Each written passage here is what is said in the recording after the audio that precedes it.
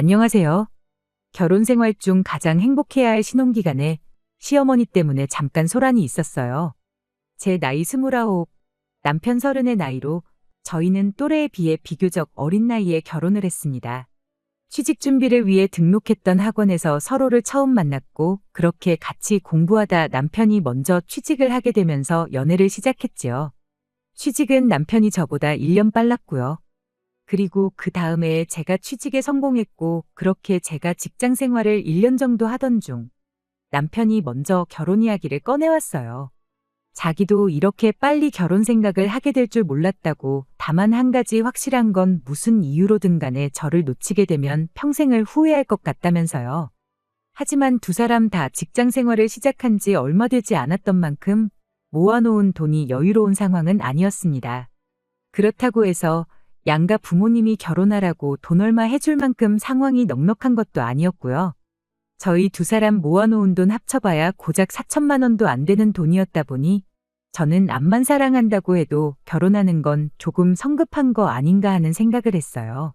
하지만 그럼에도 불구하고 저희는 반년이 지나 결혼식을 올리게 되었습니다. 거기에는 저희 친정어머니의 공이 컸어요. 저희 친정어머니가 남편 같은 사람 또 없다면서 엄청나게 밀어주셨거든요. 거기에는 할 말은 꼭 해야 하는 제 성격이 가장 큰 이유였어요. 그동안 짧은 인생이나마 살아오면서 저는 제 성격 때문에 불편했던 적 한 번 없었고 오히려 당하고 사는 것보다 100번 낫다고 생각했거든요. 그런데 저희 어머니 생각은 또 다르셨어요. 저는 당연히 해야 할 말을 했을 뿐인데 그걸 이유로 동네에서 장사하시는 분들하고 몇 번 다툰 적이 있었거든요. 저는 아직도 제가 잘못했다고 생각하지 않아요. 예전에 식당에서 밥 먹는데 저희 어머니가 드시던 국에서 머리카락이 나왔던 적이 있어요. 어머니는 그냥 건져내고 먹으면 되는 거 아니겠냐고 하셨는데 저는 따질 건 따져야 하는 성격이었다 보니 바로 사장님을 불렀었죠. 그런데 가게 사장님이 그냥 다음에는 신경 쓰겠다고 심심한 사과 한마디만 해줘도 그만이었을 일을 크게 만드시더라고요.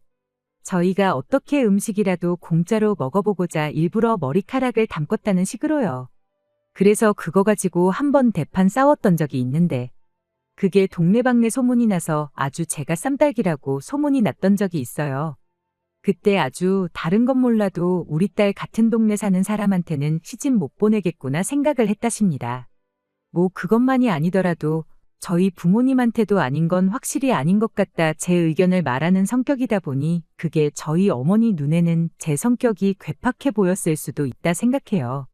아무튼 저는 상관없다 생각하지만 친정어머니는 이런 제 성격 때문에 제가 결혼하기 힘들 수도 있겠다는 생각을 하셨나 봐요. 이런 제 성격을 알면서도 결혼하자고 하는 거 보면 남자친구가 보살림이 틀림없다고 일단 결혼부터 하라는 식이었지요. 남편과 제가 죽이 잘 맞고 서로 사랑하는 이유가 가장 컸겠지만 친정어머니가 계속 이렇게 옆에서 결혼해라 결혼해라 노래를 부르시던 것도 영향이 있었는지 어느 순간 정신 차리고 보니 청첩장을 돌리고 있었고 또 정신 차려 보니 수많은 사람들 박수를 받으며 결혼식을 올리고 있었네요. 사실 결혼 전에 시어머니하고도 벌써 한바탕 할 뻔했던 적이 있었어요. 시댁에 처음으로 인사를 드리러 갔던 날이었는데 시어머니가 그때 벌써 예단 리스트를 만들어서 가지고 오셨거든요. 저희가 모아놓은 돈이 거의 없는 거나 다름이 없었다 보니 시어머니가 이미 저희들 결혼 전에 1억 5천을 해준다고 이야기가 되어 있는 상태긴 했는데 그럼 저희 집에서 얼마를 도와주겠다는 말이 나오기도 전에 예단 리스트부터 만들어 오신 거였죠. 그런데 좀 어이없는 것들이 몇 가지 적혀 있었어요. 명품 가방 같은 거야 그렇다 쳐도 시댁에서 쓰고 있는 오래된 냉장고 바꾸고 싶다고 최신 양문형 냉장고를 적어 놓은 건 뭔가 싶어서 꼭 짚고 넘어가고 싶었거든요. 그래서 예단 이야기 나온 김에 예물은 얼마나 해주실 거냐, 보통 예단하고 1대1로 똑같이 간다던데 그냥 냉장고는 알아서 바꾸시는 게 어떻겠냐 따져 묻고 싶었습니다.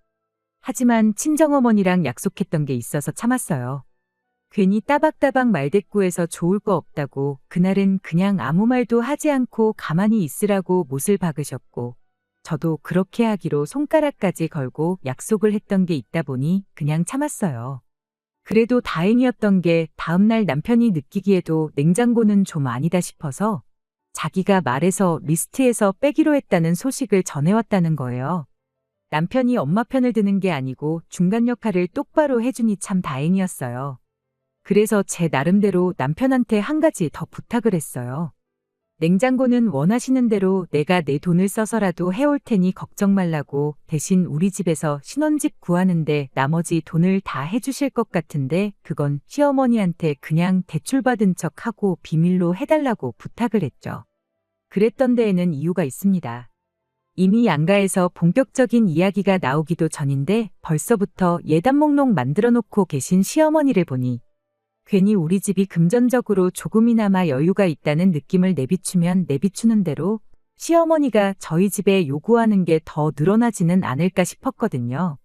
그러니 저희 집에서 나머지 돈을 해주는 건 비밀로 하고 양문형 냉장고 하나 사드리고 끝내는 게 오히려 더 싸게 먹히겠다는 생각이 들었을 뿐입니다. 다행히도 남편은 비밀을 잘 지켜주었어요. 그리고 저희는 그렇게 결혼 생활을 시작하게 되었습니다. 저희가 모아놓은 돈은 결혼 비용을 하고 나머지는 집에 살림살이 채우는 데 썼어요. 시어머니가 바라던 대로 시댁에 새로 냉장고도 해드렸고요. 친정에서 나머지 돈을 보태준 덕에 대출 하나 받지 않고 신혼집을 구할 수 있었습니다. 다만 시어머니는 나머지 돈은 저희가 대출을 받아 집을 구한 걸로 알고 계시게 되었죠.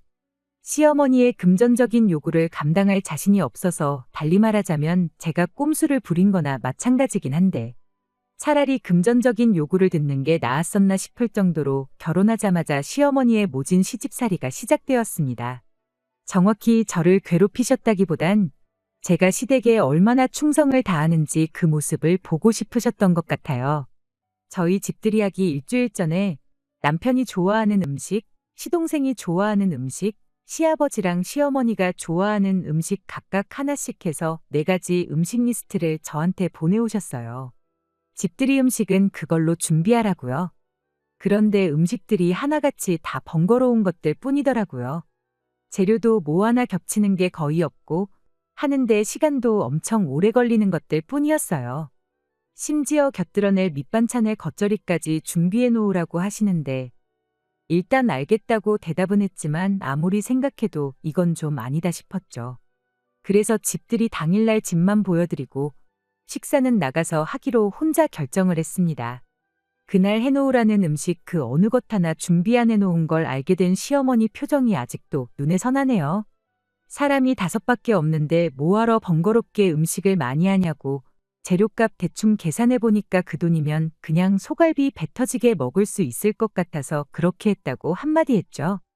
시아버지도 시동생도 당연히 소갈비가 더 좋다면서 제 편을 들어줬어요. 시어머니만 혼자 기분 나쁜 티를 팍팍 내고 계셨죠. 아들 장가 보냈는데 며느리 음식 솜씨가 어떤지 봐야 하는 거 아니겠냐면서 싫은 티를 팍팍 내시길래 시어머니한테 암만 제가 요리를 잘한다고 한들 밖에서 파는 것보다 맛있게 하겠냐고. 그럼 제가 식당을 차려야지 왜 회사를 다니고 있겠냐고 한마디 했죠. 맞벌이 하니까 밥 먹는 건 걱정 마시라고. 점심은 회사 식당에서 먹으면 되고 저녁은 맛있는 거 매 끼니마다 사 먹을 만큼 번다고 한마디 하고 말았네요.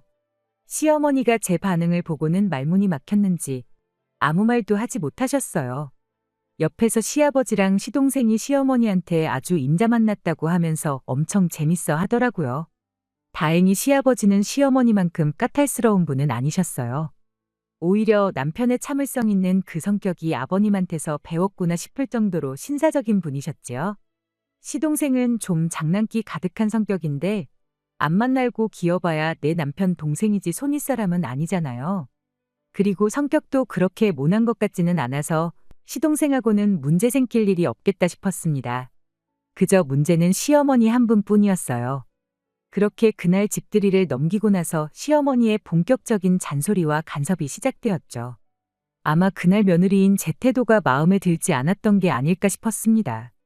앞만 봐도 집들이 날을 계기로 저한테 복수의 칼날을 갈고 계셨다는 생각밖에 들지 않는 일의 연속이었어요. 하루는 시어머니가 저희를 시댁으로 초대하셨어요. 시댁이 저희 집에서 조금 거리가 있는 편이었다 보니 신혼여행 다녀온 이후로는 처음 시댁에 다녀오게 되었던 겁니다. 그리고 그날 시어머니가 굳이 저희를 멀리까지 불러낸 이유가 따로 있었어요. 집들이 날 보지 못했던 며느리 손맛을 기어이 보고 싶으셨던 겁니다. 저희 온다고 음식을 준비해 주신 게 아니고 음식 재료만 준비해 주셨더라고요. 저는 무슨 방송국 요리 프로그램 찍는 건 줄 알았어요. 냉장고에 있는 재료를 선택해서 음식들 이거랑 저거랑 해놓으라고 미션까지 받으니 더더욱이 제가 무슨 시댁에 초대를 받아서 간 건지 요리 예능을 찍으러 간 건지 싶었습니다. 시어머니는 필요한 건 아마 냉장고에 다 있을 테니 제일 자신 있는 거로 하나 준비해 보라고 이번 기회에 우리 며느리 음식 솜씨 좀 봐야겠다 한마디 꺼내시더군요. 시동생은 그저 이 상황이 재미있다는 식으로 구경하고 있고 시아버지는 설마 어머님이 저럴 줄은 몰랐다는 듯이 조금 쪽팔리다는 표정을 짓고 계셨지요. 남편도 미안했는지 자기가 도와주겠다며 주방으로 따라 들어왔는데 시어머니가 당신이 며느리 손맛 보고 싶다고 했지 아들 손맛 보겠다고 한 거 아니라며 냉큼 거실로 남편을 부르더라고요. 남편이 미안해 죽겠다는 표정으로 저를 바라보길래 남편한테 걱정 말라고 한마디 하고 자신있게 주방으로 들어갔어요. 마침 적당한 게 있길래 곧바로 두 팔 걷고 준비를 시작했죠. 음식 준비 다 끝나자마자 거실에 모여있던 가족들한테 준비 끝났으니 전부 다 오시라고 불렀어요. 시어머니가 제일 먼저 오셔서는 뭘 했길래 밥 준비하는데 10분밖에 안 걸리냐 장난치지 말라고 한마디 하시는데 제가 라면 끓여놓은 걸 보고는 너 지금 라면을 음식이라고 준비한 거냐고 한마디 하시더라고요. 시어머니한테 제일 자신 있는 거로 하나 해보라지 않으셨냐고 괜히 재료 아깝게 할 줄도 모르는 거 하는 것보다 확실하게 맛있는 라면이 제일 좋은 거 아니겠냐고 한 말씀 드렸어요. 시동생은 이 상황이 얼마나 재미있던 건지 아주 뒤에서 박수까지 치면서 뒤집어지더라고요. 시아버지가 라면 드시면서 며느리가 아주 라면물을 잘 맞춘다고 시어머니는 라면이 2개만 넘어가면 아주 한강라면을 끓여놓는다시며 단번에도 라면 먹고 싶으면 며느리한테 끓여달라고 해야겠다고 얼어붙은 분위기를 녹여주셨어요. 모두가 화기애애한 가운데 오직 시어머니만이 그 자리에서 도끼눈을 하고 불편한 기색을 숨기지 않으셨지요. 아무튼 그렇게 그날도 어떻게 잘 넘겼구나 싶었는데 며칠 지나지 않아서 시어머니가 저희 집에 연락도 없이 짐을 싸들고 찾아오셨습니다. 무슨 일로 오셨냐고 했더니 며느리가 음식이라고는 라면밖에 못 끓이는 것 같아서 몸소 음식 좀 가르쳐 주려고 오셨다는 거예요. 우리 아들 뼈 빠지게 일하고 집에 와서 든든히 먹어도 모자랄 판에 라면을 밥이라고 먹일 수 없지 않겠냐시면서요. 음식하는 거 가르쳐 주시는 건 가르쳐 주시는 건데 이 짐은 다 무엇냐 했더니 거리가 먼데 당신이 번거롭게 오며 가며 해야겠냐고 당분간 저희 집에 머무를 계획이라는 말을 아무렇지도 않게 꺼내오셨어요. 당연히 저는 물론이고 남편하고도 그 누구하고도 이야기가 되지 않은 상황이었습니다. 그래서 시어머니한테 곧바로 말했죠. 그래도 이렇게 연락도 없이 이러시는 건 좀 아닌 것 같다고요. 그랬더니 시어머니가 너는 맨날 왜 하는 소리마다 말대꾸를 하냐고 며느리가 고분고분한 맛이 좀 있어야지. 이참에 예의범절도 좀 가르쳐줘야겠다며 끝까지 저희 집에 머물겠다고 하시는 거 아니겠나요? 그래서 제가 바로 말했어요. 맞벌이 하는데 음식을 저만 해야 하는 법이 있는 건 아니지 않냐고. 정음식을 가르쳐 주셔야겠으면 한동안 남편 시댁으로 보낼 테니 남편한테 직접 가르쳐 주시라고 했어요. 그랬더니 시어머니가 곧바로 태도를 달리하시고는 저한테 역정을 내면서 누구 보고 나가라 마냐 하는 거냐며 당신은 그럼 이 집에 지내면서 아들 챙겨줄 테니 나갈 거면 너 혼자 나가라고 소리를 고래고래 지르시더군요. 시어머니한테 이 집은 저희 집인데 왜 저만 나가야 되냐고 그건 좀 아닌 것 같다고. 정 그러면 저도 친정에 가 있을 테니 아드님 데려가셔서 음식하는 거 가르쳐 주시라고 그러면 공평하지 않냐고 한마디 했습니다. 그랬더니 시어머니가 너는 어른이 하는 말에 꼬박꼬박 말대꾸냐면서 한마디 하시고는 이 집이 왜 너네 집이냐고 아들 살라고 내 돈으로 해준 집이니 내 집이나 마찬가지라고 한마디 하시는 겁니다. 소유권을 주장하려면 남은 대출 다 갚고 그때 말을 꺼내라고 하는 소리나 마찬가지였죠. 그때 제가 큰 실수를 했구나 싶고 후회가 몰려왔어요. 시어머니한테 친정에서 돈 해준다는 걸 숨길 게 아니라 차라리 결혼 전에 시어머니랑 싸울 땐 싸우더라도 우리 집에서도 돈을 해주니 예단 예물 이런 거 바라지도 마시라 했었어야 했구나 싶더라고요. 그러던 중 타이밍 좋게 남편이 퇴근해서 집에 돌아왔습니다. 시어머니가 집에 와 계신 것부터 시어머니 표정이 안 좋은 것까지 보고는 상황이 좋은 상황임은 아니겠구나 단번에 눈치챈 남편이 먼저 시어머니로부터 제 앞을 막아서고는 무슨 일로 오셨느냐 한마디 묻더군요. 어머님은 당연히 아들이 당신 편을 들어주겠다고 생각하셨던 건지 어른도 몰라보고 말대꾸만 하는 며느리 버르장머리를 고쳐놓으러 왔다고 강한 어조로 한마디 하셨어요. 남편은 그 말만 듣고 무슨 일인지 어떻게 아느냐며 상황 좀 제대로 이야기해달라 다시 말을 꺼냈고요. 시어머니는 몸만 덩그러니 시집온 며느리한테 인생교육 시켜주려고 그런다면서 남편 오기 전에 저랑 나눈 이야기들을 다시 한번 읊으시고는 저를 이 집에서 내쫓아버릴 생각이다 한마디 하셨어요. 그 말을 들은 남편이 알겠다고 대답을 하고는 조용히 창고에 가서 가방을 하나 꺼내오더군요. 그러더니 주섬주섬 자기 짐을 챙기기 시작했어요. 시어머니가 그런 남편의 행동을 보더니 얘를 내쫓는다고 했는데 왜 네가 짐을 싸냐며 한마디 하셨고요. 남편은 시어머니께 사실 처가에서 집 살 때 돈을 해주셨다고 어머니 말대로라면 이 집에 돈 한 푼 안 내고 살고 있는 건 다른 사람이 아니라 바로 자기 자신이라며 집을 나가도 자기가 나가는 게 맞는 거 아니냐고 한마디 했어요. 몰랐던 사실을 알게 된 시어머니 표정이 단번에 굳기 시작했죠. 그리고 그 순간을 놓치지 않고 제가 한마디 꺼냈습니다. 당신이 나가면 나랑 어머님이랑 둘이서 이 집에 살아야 되는 거냐고 그러긴 싫다고. 늦지 않게 우리 집에서 해준 돈만 돌려주면 내가 이 집에서 나가겠다고요. 그리고 바로 다음 날 시어머니가 저희 집 근처까지 오셔서 저희 좀 보자고 연락을 해오셨어요. 전날처럼 저희 집에 그냥 쳐들어오시는 게 아니고 근처까지 오셔서 연락하시는 걸 보니 저희한테 사과하시려고 오셨다는 걸 대번에 눈치챘습니다. 그래서 자리에 나가자마자 제가 먼저 시어머니한테 죄송하다고 사과를 드렸어요. 제가 사소한 다툼 피해보려고 했다가 일만 더 키운 것 같다고 저희 집에서 돈 해줬던 걸 숨긴 거 정말 죄송하다고요. 안 그래도 친정부모님한테 숨길 걸 숨겼어야지 하고 한 소리 들었다고. 어떻게 연락드려야 하나 고민하다가 또 어머님이 먼저 저희한테 연락하시게 만들었다고. 정말 죄송하고 쥐구멍이 있으면 숨고 싶다고 최대한 어머님 자존심 상하시지 않게 조심해서 사과를 드렸습니다. 시어머니는 제가 먼저 죄송하다고 나올 줄은 생각도 못 하셨었나 봐요. 이내 제 뜻을 눈치채신 건지 시어머니도 저한테 미안했다고 한마디 해주시더군요. 안 그래도 시아버지한테 왜 멀쩡히 잘 지내고 있는 애들을 갈라서게 만들지 못해서 안달이냐며 한 소리 들으셨다면서 당신도 시어머니가 된 게 처음이다 보니 아들 생각만 하고 며느리 생각은 하지 못해 큰 실수를 했다시면서 말이죠. 지난 일은 다 잊고 한 가족으로서 앞으로 잘해보자고 하시는데 제 잘못도 크다 보니 그 순간만큼은 죄송스러워서 눈물이 다 나더군요.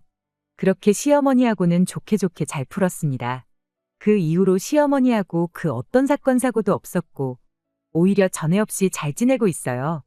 우스갯소리로 이렇게 좋은 며느리를 왜 못 잡아먹어서 안달이었는지 모르겠다시면서 어떤 때는 저희 친정어머니보다 저를 더 챙겨주실 때가 많습니다. 잠깐 안 좋은 순간이 있었지만 좋은 시부모님 만난 것 같아요. 저도 중요한 순간에 제 고집만 부리지 않고 시어머니께 사과드린 게 정말 잘한 일이구나 싶어요. 행여나 시어머니가 다시 저를 안 좋게 대하신다 하여도 그 부분도 걱정이 없습니다. 그 어떤 순간에도 제 편을 들어주는 남편이 든든하게 버텨주고 있으니까요.